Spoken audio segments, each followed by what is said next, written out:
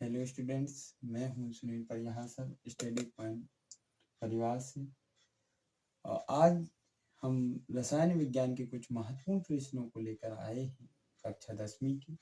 जैसे मैं पहला टॉपिक लेकर आया हूं संयोजन अभिक्रियाएं, जो बोर्ड परीक्षा में कई बार पूछी गई क्वेश्चन है। संयोजन अभिक्रियाएं क्या होती हैं? जब हम दो पदार्थों को आपस में मिलाएं और उससे कोई एक पदार्थ बन जाए नया, तो वह अभिक्रिया संयोजन अभिक्रिया कहलाती है।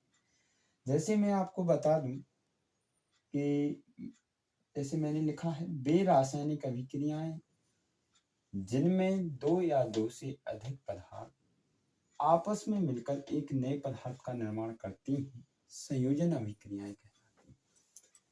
जैसे मैं मैग्नीशियम के तार को वायु की उपस्थिति में जलाऊं तो मैग्नीशियम ऑक्साइड बनता है। यहाँ पर अगर हम देखें तो मैग्नीशियम और ऑक्सीजन दो पदार्थ हुए और ये दोनों आपस में मिलकर एकल नए पदार्थ का निर्माण करते हैं, जो क्या है, मैग्नीशियम ऑक्साइड।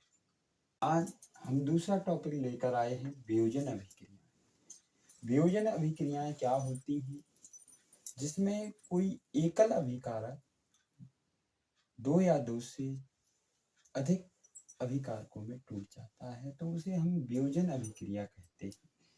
जैसे मैंने लिखा है, वे रासायनिक अभिक्रियाएं जिनमें एक पदार्थ वियोजित होकर दो या दो से अधिक पदार्थ बनाता है, वियोजन अभिक्रियाएं कहलाती हैं। कहने का तात्पर्य एक यह है कि एक बड़ा पदार्थ जब टूट करके दो नए पदार्थों का निर्माण करता है, तो वह वियोजन अभिक्रिया है। जैसे वियोजन अभिक्रियाएं भी तीन प्रकार से बताई गई हैं। यदि कोई वियोजन अभिक्रिया ऊष्मा की उपस्थिति में होती है तो उसमें वियोजन कहलाती है। जब कोई वियोजन विद्युत की उपस्थिति में होता है तो उसे विद्युत वियोजन कहते हैं। जब कोई वियोजन प्रकाश की उपस्थिति में होता है तो उसे प्रकाशीय वियोजन कहते हैं। जैसे उदाहरण के लिए मैं आपको बताऊं, कैल्शियम कार्बोनेट को जब हीट किया जाता है, गर्म किया जाता है, तो कैल्शियम ऑक्साइड और कार्बन डाइऑक्साइड दो नए पदार्थों का निर्माण होता है। ठीक उसी प्रकार से हम सोडियम क्लोराइड अर्थात नमक का विद्युतीय वियोजन करेंगे, तब हमें सोडियम धातु और क्लोरीन गैस प्राप्त होती है।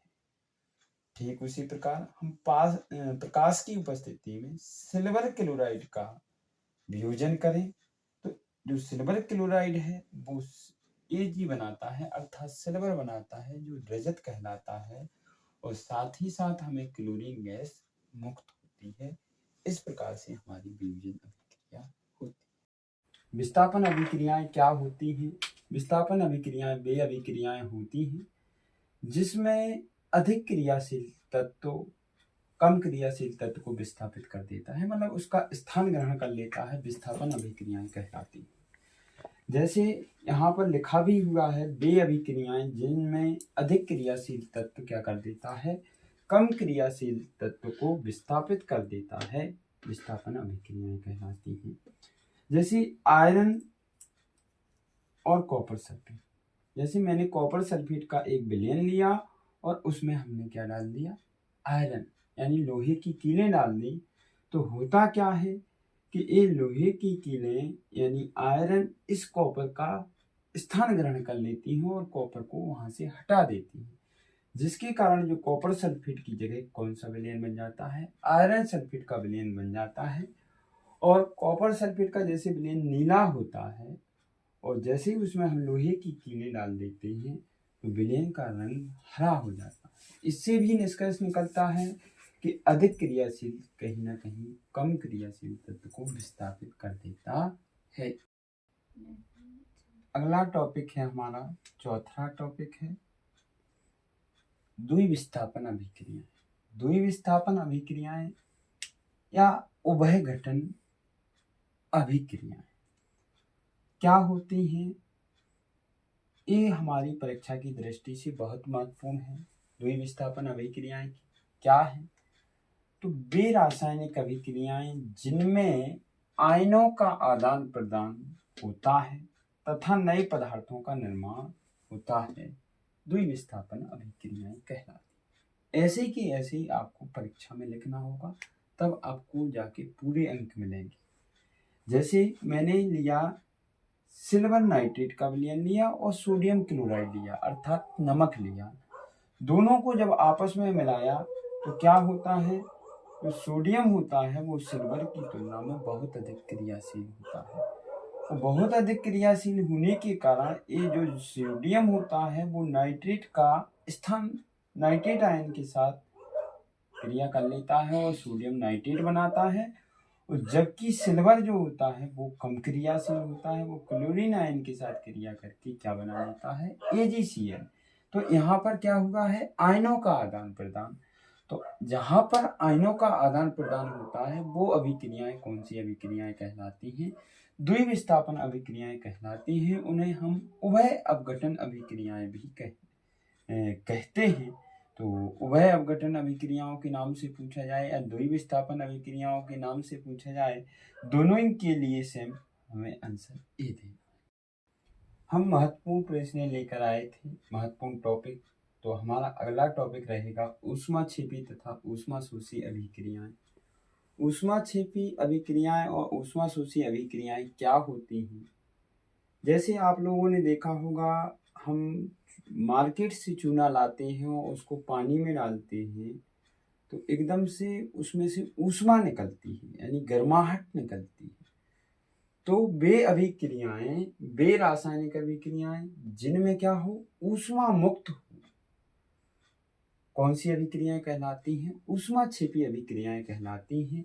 ऊष्माक्षेपी अभिक्रियाओं को दहन अभिक्रियाएं भी कहते हैं। कौन सी अभिक्रियाएं कहते हैं, दहन अभिक्रियाएं भी कहते हैं। जैसे मेथेन CH4 क्या होता है, मेथेन, और मेथेन को हम वायु की उपस्थिति में, वायु अर्थात ऑक्सीजन की उपस्थिति में इसका दहन करें, दहन मतलब जलाएं, तो क्या बनेगा, कार्बन डाइऑक्साइड, जल व ऊष्मा मुक्त होगी। अगर हम उत्पादों की ओर प्लस ऊष्मा लिख रहे हैं, इसका तात्पर्य यह होता है कि रासायनिक अभिक्रियाओं में क्या, ऊष्मा मुक्त हो रही है। अगला टॉपिक है हमारा ऊष्माशोषी अभिक्रिया। तो ऊष्माशोषी अभिक्रियाएं वे होती हैं जिनमें ऊष्मा अवशोषित होती है, अर्थात वो ऊष्मा का अवशोषण करती हैं, ऊष्माशोषी अभिक्रियाएं कहलाती हैं। जैसे वे रासायनिक अभिक्रियाएं जिनमें ऊष्मा अवशोषित होती है, ऊष्माशोषी अभिक्रियाएं कहलाती हैं। जैसे N2 कहें तो नाइट्रोजन, क्या, नाइट्रोजन, और O2 क्या है, ऑक्सीजन, ये आपस में क्रिया कर क्या बनाते हैं, नाइट्रस ऑक्साइड। और इसमें जो हमने उत्पादों की ओर कौन सा चिन्ह लगाया हुआ है, माइनस चिन्ह, जो यह व्यक्त करता है कि इसमें ऊष्मा अवशोषित हो रही है। ऊष्मा अवशोषित हो रही है तो कौन सी अभिक्रियाएं कहलाई, ऊष्माशोषी अभिक्रियाएं। हाँ, अगला टॉपिक है हमारा ऑक्सीकरण तथा अपचयन अभिक्रियाएं। ऑक्सीकरण अभिक्रियाएं क्या होती हैं और अपचयन अभिक्रियाएं क्या होती हैं, ये भी परीक्षा की दृष्टि से बहुत महत्वपूर्ण रिएक्शन है और अभिक्रिया है। क्या होती है ऑक्सीकरण अभिक्रियाएं, वे रासायनिक अभिक्रियाएं जिनमें ऑक्सीजन का क्या हो, योग हो, तथा हाइड्रोजन का क्या हो, निष्कासन हो, क्या कहलाती हैं, ऑक्सीकरण अभिक्रियाएं कहलाती हैं। जैसे उदाहरण में आपको बता दूं, यहाँ पर कार्बन और ऑक्सीजन आपस में क्रिया करके CO2 बनाते हैं।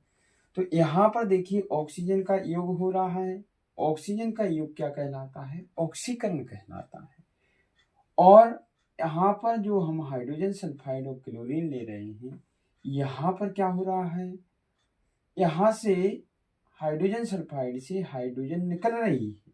तो यहाँ पर हाइड्रोजन निकल रही है, यानी हाइड्रोजन का निकलना क्या कहलाता है, ऑक्सीकरण कहलाता है। तो ऑक्सीजन का योग तथा हाइड्रोजन का निष्कासन क्या है, ऑक्सीकरण है। पहले एग्जाम्पल में ऑक्सीजन का योग हो रहा है, दूसरे में हाइड्रोजन का निष्कासन हो रहा है। दोनों ही एग्जाम्पल हमारे ऑक्सीकरण अभिक्रिया की हैं। अगला है हमारा अपचयन अभिक्रियाएं। अपचयन अभिक्रियाएं क्या होती हैं? जस्ट ऑक्सीकरण के अपोजिट होती हैं। तो वे रासायनिक अभिक्रियाएं जिनमें हाइड्रोजन का योग तथा ऑक्सीजन का निष्कासन होता है अपचयन अभिक्रियाएं कहलाती हैं। जैसे यहाँ पर देखें CuO प्लस H2, तो यहाँ पर क्या हो रहा है? यहाँ से कॉपर जो हमारा कॉपर ऑक्साइड है वहां से ऑक्सीजन निकल जा रहा है। ऑक्सीजन का निकलना ही क्या कहलाता है? अपचयन कहलाता है। तो पहली रिएक्शन में जो क्या हो रहा है? ऑक्सीजन का निष्कासन हो रहा है, तो अपचयन अभिक्रिया है।